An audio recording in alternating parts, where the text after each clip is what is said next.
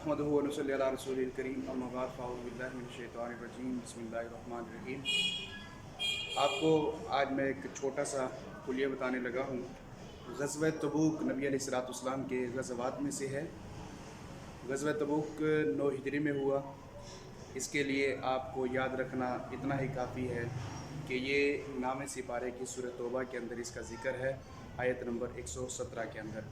और इसके अंदर ग़ज़वा तबूक से पीछे रह जाने वाले सहाबा किराम कौन से हैं, सिर्फ़ एक छोटा सा आपको लफ्ज़ बताऊंगा, उसके ज़रिए आपको जो है ना इंफॉर्मेशन हो जाएगी कि कौन से सहाबा किराम थे।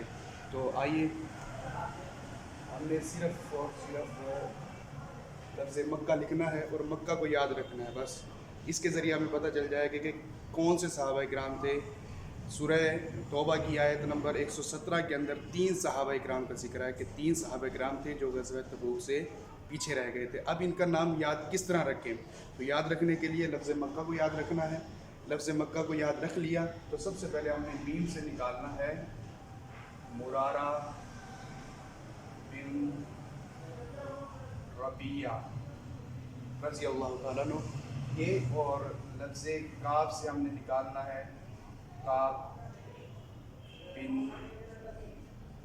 मालिक रज़ी अल्लाह तआला अन्हु, और इसी तरह हा से लफ्ज़ हा से हमने निकालना है हिलाल बिन मैया।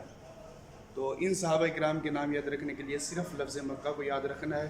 तो इंशाल्लाह आपको कभी भी ज़िंदगी के अंदर ये नहीं भूलेंगे। सूरह तौबा नाम सिपारा 9 हिजरी के अंदर ये ग़ज़वा हुआ, ग़ज़वा तबूक जिसे कहा जाता है, और 3 सहाबा किराम इससे पीछे